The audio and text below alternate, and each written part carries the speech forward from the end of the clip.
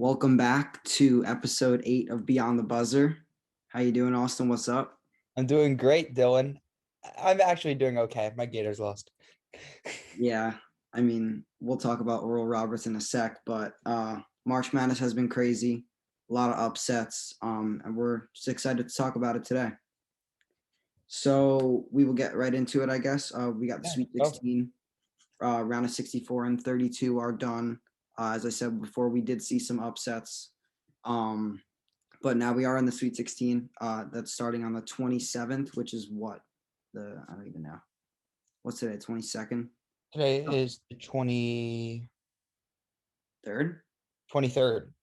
So So, it's like Saturday. yeah. So, starts on Saturday. We'll just go through the matchups. So, we have first is Gonzaga versus Creighton. In my opinion, I'm kind of surprised to see Creighton here. I thought Ohio was going to pull off that upset, honestly, to be honest with you. I think Jason Preston's really good. And they had a pretty big upset on Virginia in the first round. And I thought they were going to continue that pattern into the round of 32 with that momentum. But Creighton takes it. What are your thoughts on that? Yeah, I thought that UCSB was going to beat Creighton. They only lost by one. So kind of upset about that. I thought that they would have played Ohio better, possibly, than Creighton did. But it is what it is. Creighton's still in. I don't see them being in very long. Gonzaga's going to whoop them. Mhm. Yeah, it's kind of weird seeing. Oh, actually, I was gonna say it's kind of weird seeing Virginia have a first round exit, but we know what happened against UMBC. UMBC. But yeah, so Ohio pull up the upset. Creighton advances. I agree with you. Gonzaga's gonna pull this out. I think no question. Even though last episode we said no question to some things like Ohio State, and now we know what happened. But yeah, Gonzaga still undefeated. They got four really good guys: Suggs, Timmy, Kispert, to name a few. And I think they're going to continue that undefeated streak into the Elite Eight. So now we'll go on to USC versus Oregon, a 6-7 matchup. This will be pretty interesting. Austin, let me know your thoughts on this Yeah, one. this is an in-conference matchup. These teams played each other this year. Oregon has two really good players in Duarte and Figueroa. They played amazing against Iowa. They held their own. USC has Evan Mobley. I think that Evan Mobley is just so good. I really like Evan Mobley's game a lot. Surefire lottery pick. I do have USC winning this game. Yeah, as you said, it's in conference matchup, so definitely the tensions will be high for this. I think a lot of Oregon did upset Iowa. They won by 15. Unfortunate for Garza, he has to end his career on that, but he did have 36, so that has ended it off on a high point, but not exactly because he did lose. But I think Oregon has shown really good signs entering the Sweet 16, but I think a lot of their dominant win had to do with they had extra rest and preparation. They didn't have to play VCU, so they had a couple extra days of rest. They didn't have to worry about having a recovery day or not practicing. They were probably in the gym next day working and preparing for Iowa. That probably helped them a lot, getting that 15-point win. As you said, USC has Evan Mobley, who is going to be a lottery pick. I think he's shooting like 58% from the field, which is pretty crazy. He's a 7-footer though. But I honestly don't know. I think I'm going to go with Oregon on this one. Okay. Let's go there. He's flexing the hoodie. Okay. I see All you. right. So next we have Michigan, who picks up a close win last night against LSU, and we have Florida State, who won in a blowout against Colorado. Let me know your thoughts on that game. This game is going to be very, very close. I think it's going to come down to the wire. Michigan is a one seed. I think Florida State is a four. Yep. Uh, Florida State beat a Colorado team, top free throw shooting team in the nation. Usually, when I choose my March Madness teams, typically I would like to see the team that I usually choose go pretty far in the tournament. How long the players have been sticking together. So, if you have a team full of seniors that have meshed together very well, and the teams with the best free throw percentages, because teams that shoot free throws well win games. Colorado had that. I thought Colorado was going to potentially beat Florida State. Florida State did pull off the win. I think Scotty Barnes is a hell of a player. I take Florida State in this game as an upset over Michigan. I know Hunter Dickinson is good, but no competition to keep up with Scotty Barnes. Yeah, a lot of people had Michigan getting out pretty early. I had Michigan losing last round to LSU, which was totally possible. Cam Thomas dropped 30. He had a crazy freshman season. He'll be declaring for the draft probably. They have some other guys. What's his name? Trenton Watford. Is that Yeah. right? They just had a really good supporting cast. I thought they could pull it off. Michigan had a really nice run. I think it was like a 14-1 run that helped them seal that victory. This game will definitely be a close one, though, as you said, with Michigan and Florida State. Florida State has a really good defense, as you said, Scotty Barnes. I honestly, after watching Michigan come back last night, I think they're going to pull this one off. I don't think. I know a lot of people had these guys out because what's his name, Livers, got hurt. They livers, yeah. Yeah, but I just think you can't count out Michigan. Juwan Howard's a really good coach, and the fact that they're a 1 seed just shows how good they are. So I got Michigan moving on to the next round. Next we got a pretty unlikely Sweet 16 candidate coming from the first four. We have UCLA, who upset Texas, and we have Alabama. What are your thoughts on that game? I think that Alabama has a very, very, very well-rounded team. They have guys up to their 6 man, basically, because they really don't run too many guys into their bench that could play. I think that they could throw guys out there that are long, lengthy, and they play very, very good defense. They beat a very good defensive team against Maryland. I think it was yesterday. But I really also like Johnny Juzang. He plays for UCLA. He's a transfer from University of Kentucky. I think he averages like 22.3 so far in the tournament. I really like his game. I still think Alabama pulls it off though. UCLA has a nice run, but I think it's going to end here. Yeah, my bad. I said earlier that UCLA was upset Texas. Actually, Abilene Christian upset Texas. UCLA came from the first four and beat BYU, Correct. which I think a lot of people had on their upsets on their bracket as well. But in this UCLA game, I don't know. It's going to be a close game. As you said, both teams are good. I'm sticking with the Cinderella story. I think UCLA is going to pull this one off. I feel like So we're disagreeing on everything here. we'll go into one person's got to be right, so we'll see. We'll go into the South Division. We got Baylor versus Villanova. This is going to be a really close game. Villanova has been surviving without their what's his name? Gillespie, their point Gillespie. guard.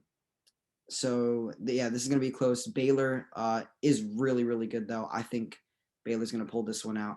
What about you? Keyword you use there, surviving. No. Baylor's winning. Davion Mitchell is a hell of a player. They got this other guy, Butler, another very, very solid player.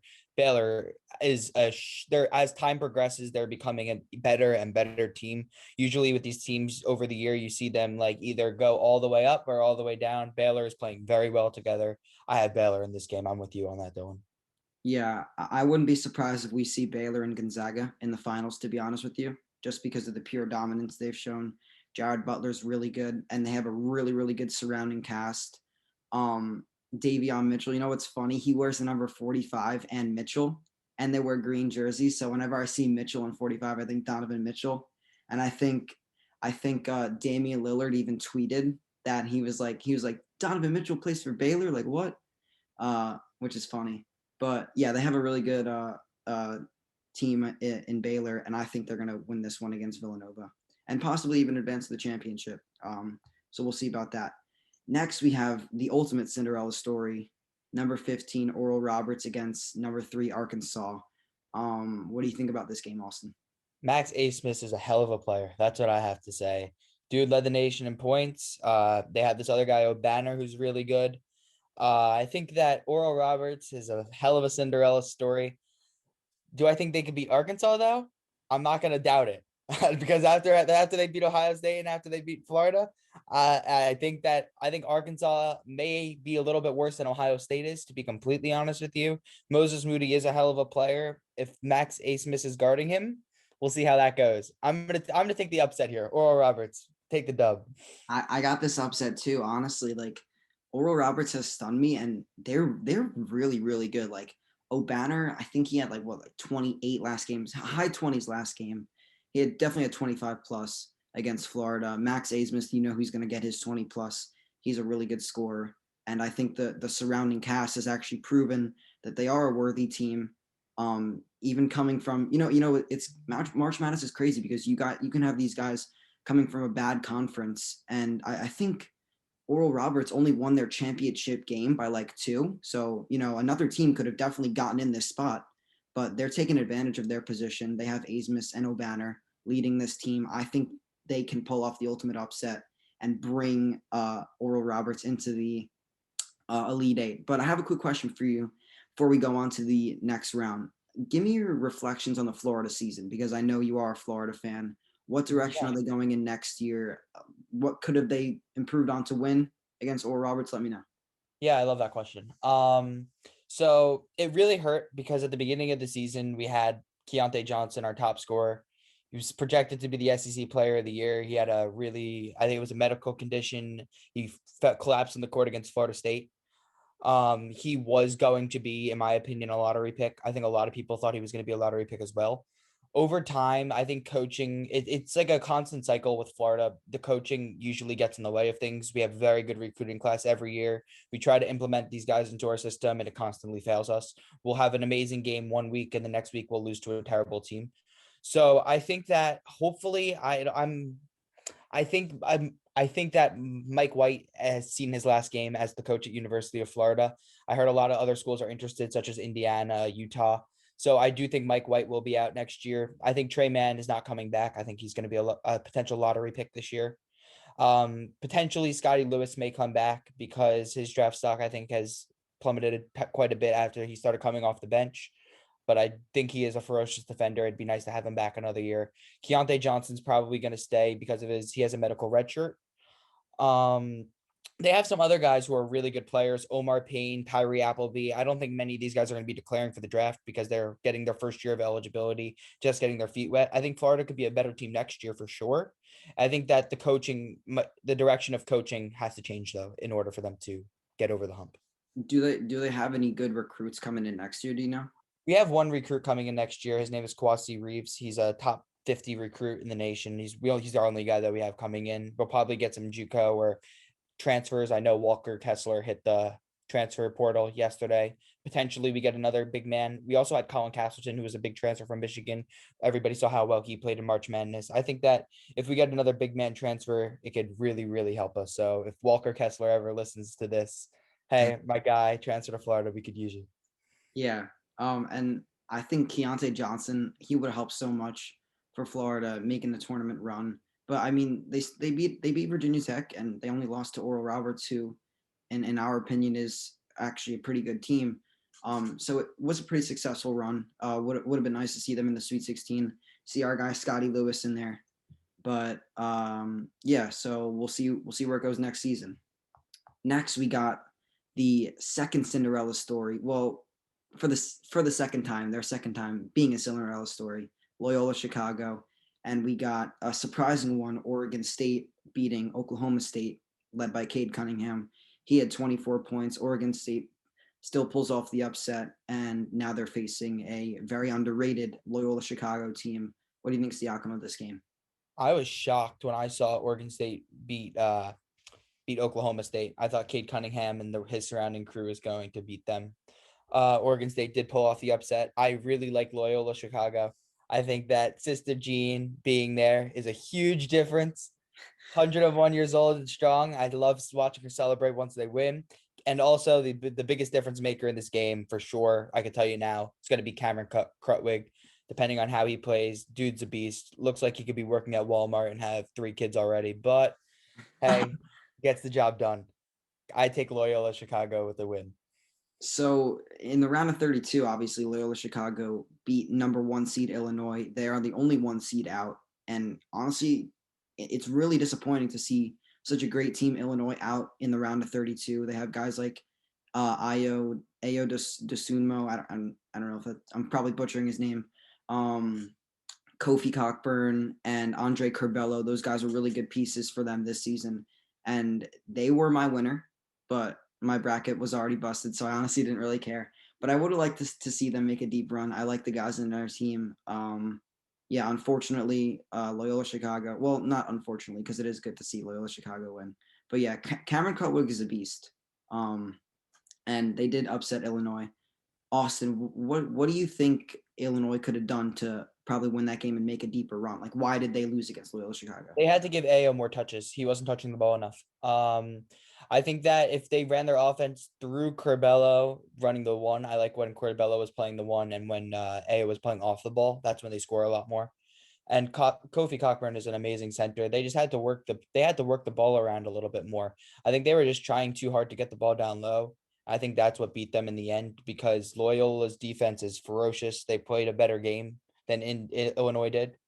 But some of the fans for Illinois, the slander that they were giving to Kofi, like it wasn't his fault. It was a team effort. Same with EJ Liddell. You never like to see those comments to a player definitely after a game. I mean, Liddell played a good game and he's still getting, horrific comments directed toward him after the game. So I mean, that's just something you got to eliminate in the sports world, but probably never will because you have some uh really mean people out there. um Yeah, they wouldn't have made it without Lydell, so I don't know why he was getting the hate. exactly, yeah. So, I mean, I do like Andre Corbello. He'll probably be back next season. So that's a good sign for Illinois. But we will move on to another unlikely Sweet 16 team. We have Syracuse in there, led by Buddy Buckets, Buddy Boheim, against number 2 Houston, who's really solidified themselves and really assured everyone that they deserve to be here. They are a really good team. And I think this is going to be probably the best game in the Sweet 16. What do you think is going to be the outcome of this game? Flip a coin. I really, really like Buddy Buckets. Buddy Boeheim is a great player. He was a 3-star recruit. I really like the Boeheim family as Jim Boeheim's son went to Cornell. Plays for their basketball team, was the best player. But I really like Buddy Boeheim. I think that he's a really good player. Can he beat Quentin Grimes? I really like Quentin Grimes. I'll take the upset here just because I like Buddy Boeheim that much. I'll take Syracuse. I don't think they're gonna win though. And going back to the round of 32, Syracuse only won by 3 to West Virginia. And West Virginia was a 3 seed, so that was definitely an upset. And Houston only won by 3 against Rutgers. I think Rutgers was a really, really under the radar team.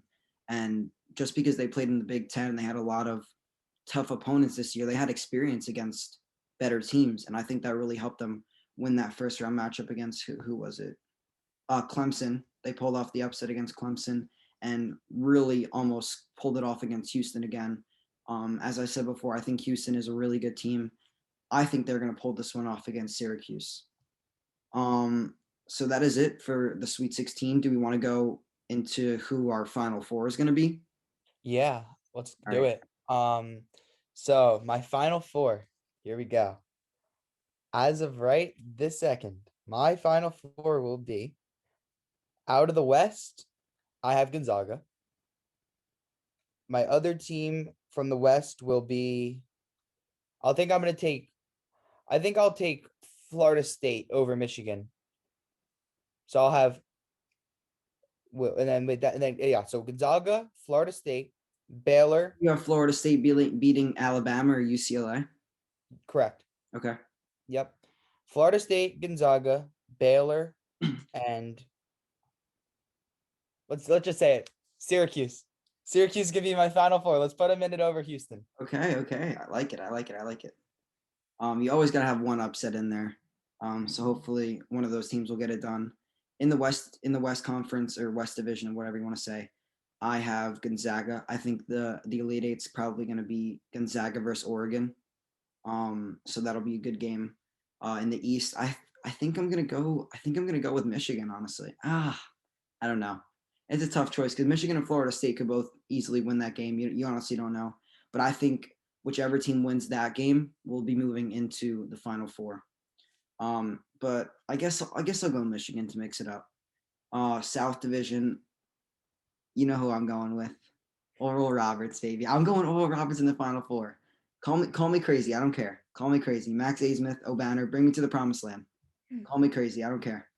In the Midwest, uh, I'm thinking Loyola Chicago, but I don't know. Say Loyola it. Chicago did make the Final Four 2 years ago. So, or Oh, 2018, two tournaments go ago. with it. Go with it. Am I going with Krutwig? I don't know. Nah, I think I'm gonna go with Houston. But Walmart joking. at the same time, Houston could easily lose to Syracuse. I'm gonna go with Loyola Chicago. I got Loyola Chicago versus Oral Roberts in my Final Four, and Love then it. Gonzaga and Michigan, 2 1 seeds, and then the 15 and 8. That's pretty weird. Yeah, So who is your champion out of those 4 teams you just chose? I really like Gonzaga. I think they're gonna win just because they have four guys who are all gonna be NBA players. Like that Corey Kispert's gonna be an NBA player. Jalen Suggs could have been an NFL player too, but where he plays basketball instead, I take Jalen Suggs. I think he's a great young guard. I like Tim A lot, and I really like Andrew Nemhard. Should have stayed at Florida though. Oh well, we would have won that game if he was there. Um, but yeah, Gonzaga seems like the team to beat. Baylor could potentially beat them. I think that would be my two teams in my final, but I think that Gonzaga takes it. Yeah, I think well with the final four I chose, with Loyola Chicago and Oral Roberts making it, I think Gonzaga has definitely, if they make the championship, 100% they're gonna win that game. So yeah, I have Gonzaga taking it home. As you said, four really good guys who could 100% be in that and be in the NBA next year. This is probably the best team Gonzaga's had in the past tournament runs, any past of the years. Um, so yeah, I think Gonzaga is going to take it home. Is that all of our March Madness talk? I mean, that's really what we got. Do we want to talk about NBA trade deadline as it's coming up on Thursday?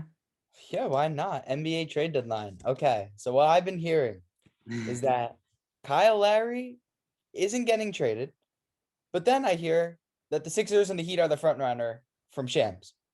So where do I sit on this? Do I think that he's getting traded? Is he not getting traded? Where do you sit, Dylan? Do you think that Kyle Lowry will be moved, or you think that they're gonna have to try to find a way to keep him there, playing behind Van Fleet?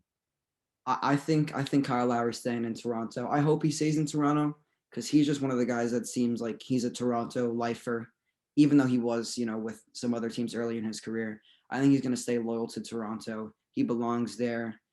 He's their point guard. He's their leader, and he could probably have a statue by the end of his career out there to honor his amazing career in Toronto. He brought them a championship. So I think he should stay in Toronto. I don't know what the guys in Toronto will do. I don't think Toronto has a real shot at contending this year.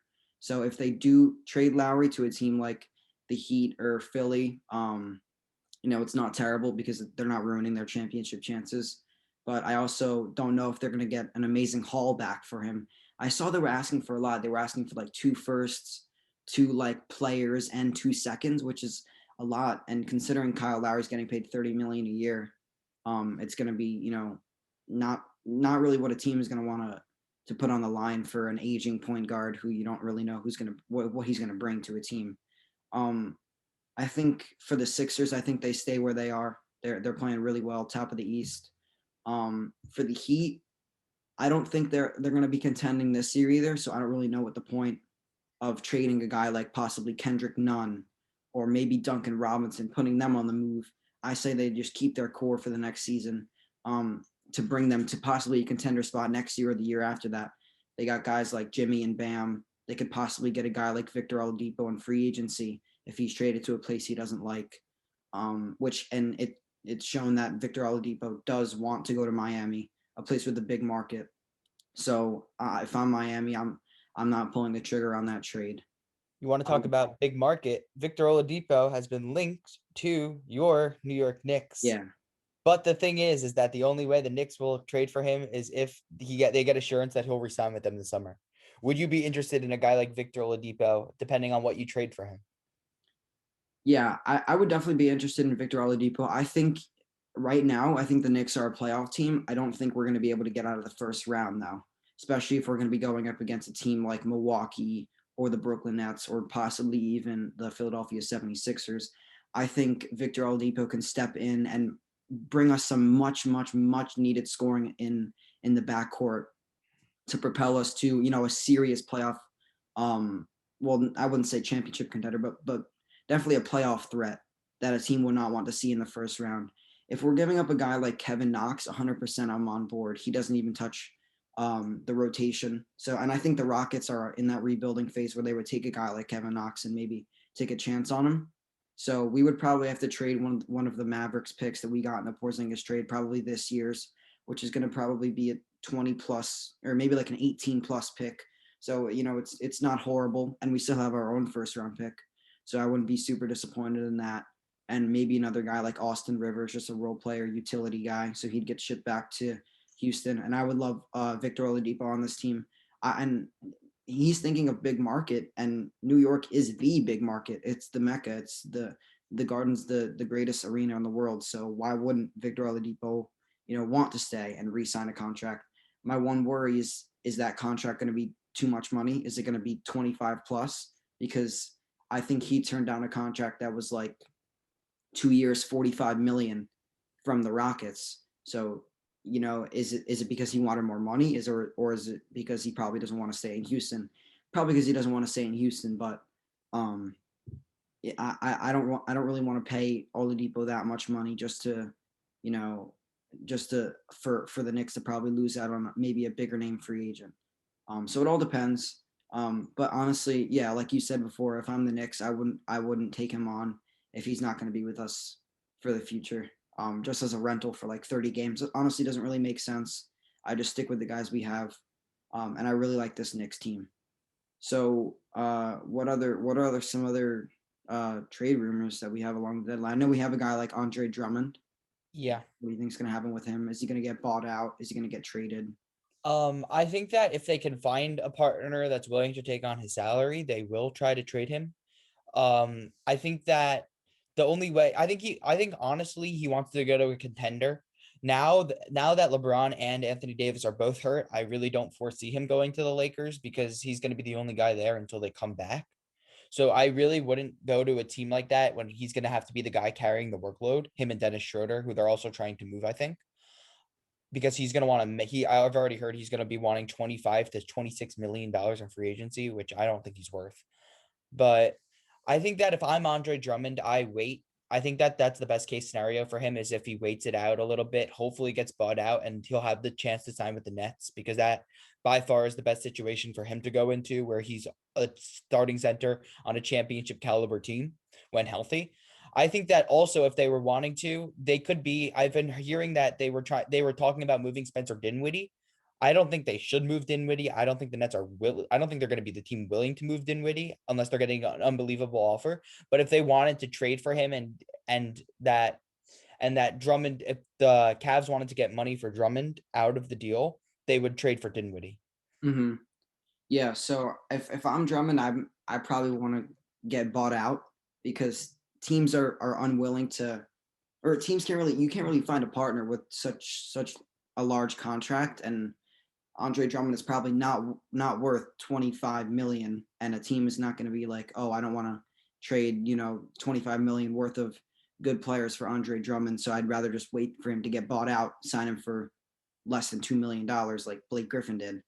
Um, but yeah, there's definitely a bunch of possibilities for Andre Drummond.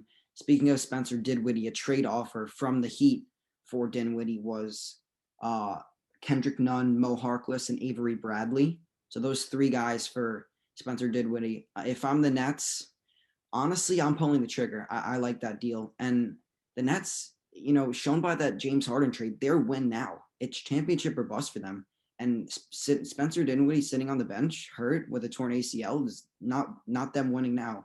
Avery Bradley is an amazing defender in the backcourt that you can have off the bench. You can put Avery Bradley and James Harden aside. James Harden does lack on the defensive side of the ball, so you can have Avery Bradley guarding the opposing team's best backcourt player. Mo Harkless probably won't get minutes. And Kendrick Nunn probably won't get minutes, judging by how Landry Shamet isn't even getting minutes. But I think those are two good rotational guys. If you do have some injuries, if you do want to rest your guys in the end of the season, rather than having Spencer Dinwiddie, just be out for the entire season with that ACL injury, you could have three guys that could become pretty good role players for your team in the championship run. Yeah, I think Dinwiddie will hopefully be back soon. If I'm being optimistic, I think as he's out for the season. I know, but I heard that he might be coming back towards the end of it. And hopefully if he can come back for the playoffs, that would be huge for them. Would I pull the trigger on that trade? 100% no. I think that Avery Bradley is a great defender, but there's so many other defenders that they could get if they wanted to make a deal. I think that a guy like Harrison Barnes might be getting traded or even bought out for that matter. And they could get a guy like him who could just score off the bench, another scoring forward. Aaron Gordon wants out, I've heard. So maybe they can make a move for him if they wanted to trade Dinwiddie to Orlando, because Orlando really hasn't had a solid guard besides Markelle Fultz at the beginning of the year who got hurt. Um, but if I'm Brooklyn, I'm trying to make win now moves. And although you said that's kind of win now, if I'm the Nets, I'm also trying to think of the future, because you also just traded your entire future for James Harden. They traded, I don't know how many first round picks, but the number is too many, in my opinion.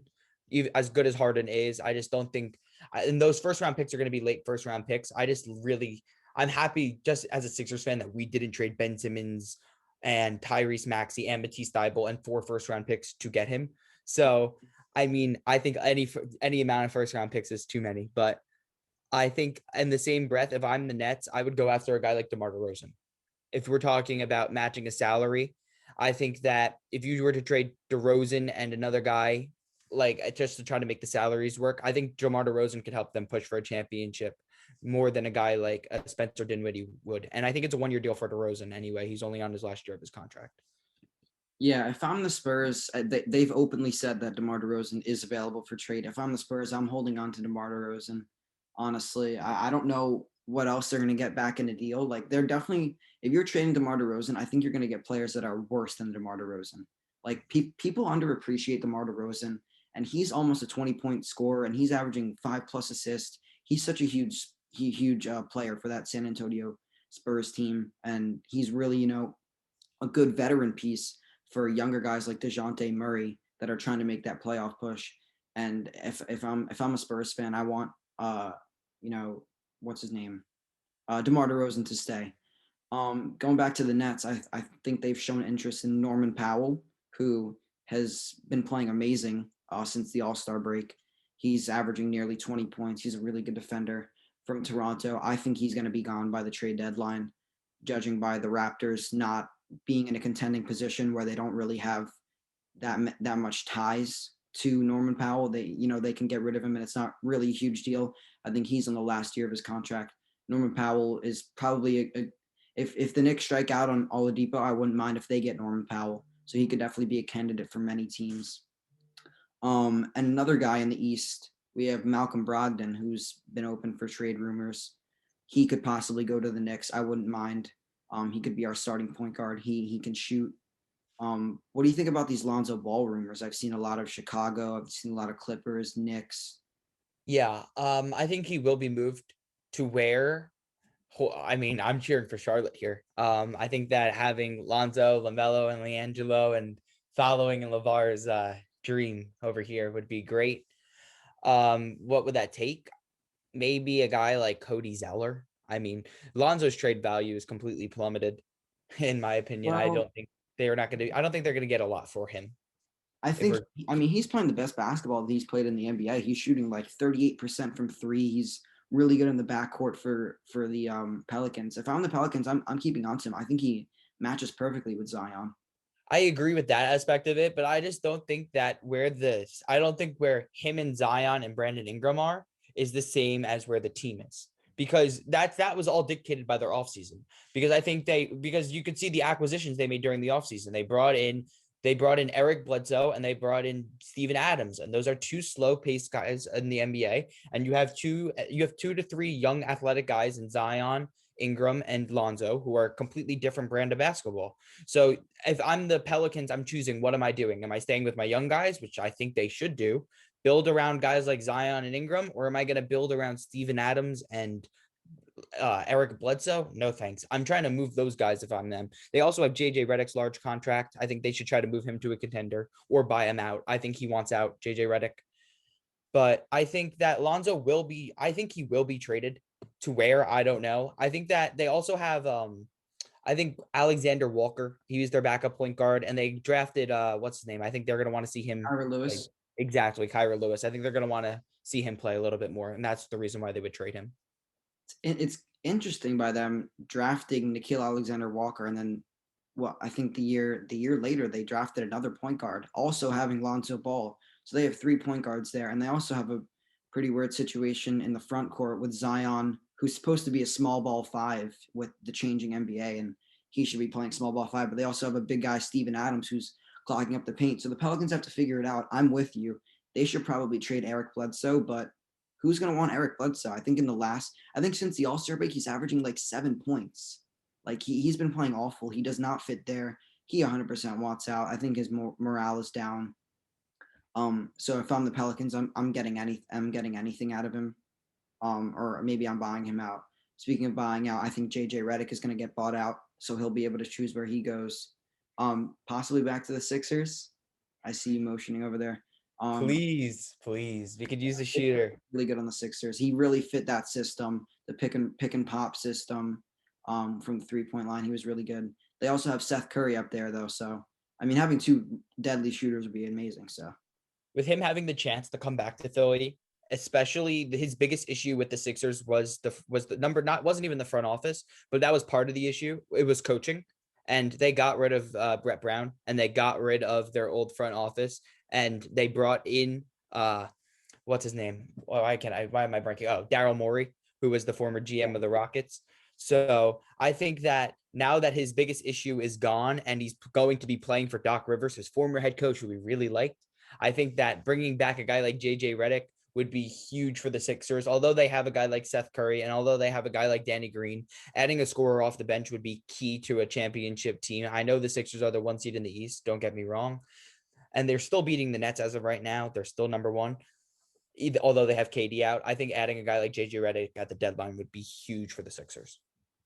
yeah, JJ Redick would definitely be huge for the Sixers, and it's a very good possibility that he does come back with the relationship he does have with Doc Rivers.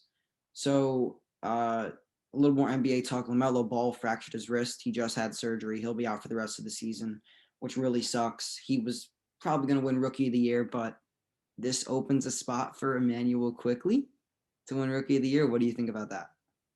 If Quickly starts putting up 25 points per game, then yes, it opens up a spot for Emmanuel Quickly. As of right now, LaMelo is my MVP. Not MVP. God, no. Rookie of the Year. I don't think. Well, Or win because what? I mean, think about it. Zion played 25 games last year, didn't win it. I don't think LaMelo will win. Only playing probably played like what 38, 40 games. I don't think you can give Yeah, it but to there's a him big difference. half the season.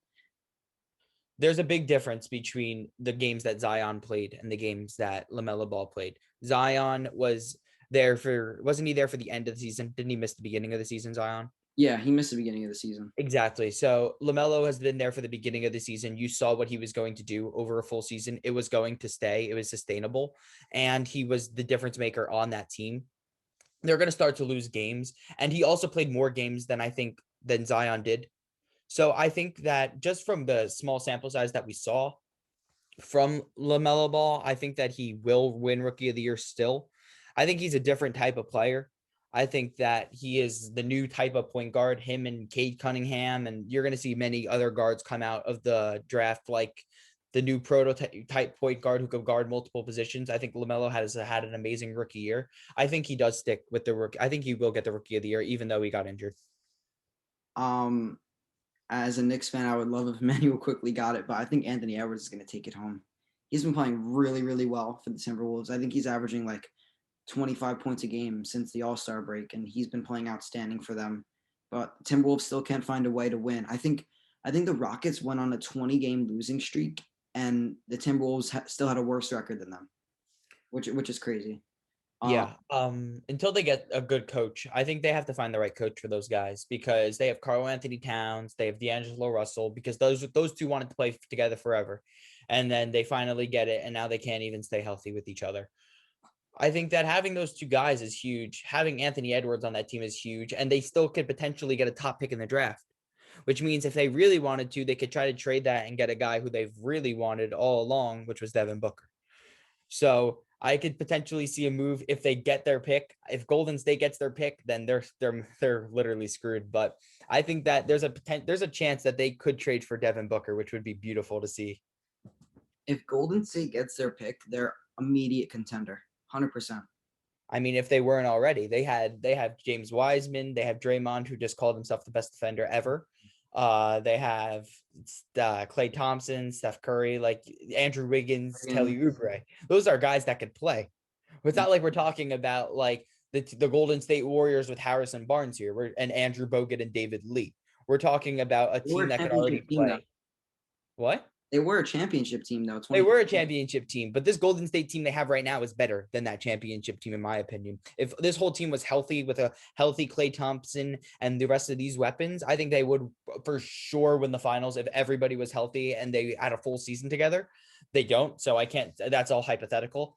I think that if they get another first round pick, like a top 4 pick, that makes a huge difference. Will they get it? I don't think so. Hopefully, the lottery doesn't come back and help them. Yeah, hopefully the lottery doesn't screw over the Timberwolves. I don't want to see the Warriors starting another dynasty. Um, Although I do like Steph Curry. Just let's switch it up. Give the Timberwolves some love. So I think that was some good NBA talk. Anything else to add? I think we're good. Oh, we're gonna have a football free agency update coming up soon, so be on the lookout for that. We didn't Definitely. want to put it all into one episode for all you guys. We wanted to stick basketball with basketball, and we're gonna stick football with football. Other than that, be sure to like, subscribe, and comment. Yeah, we'll see you guys soon. Peace. Peace.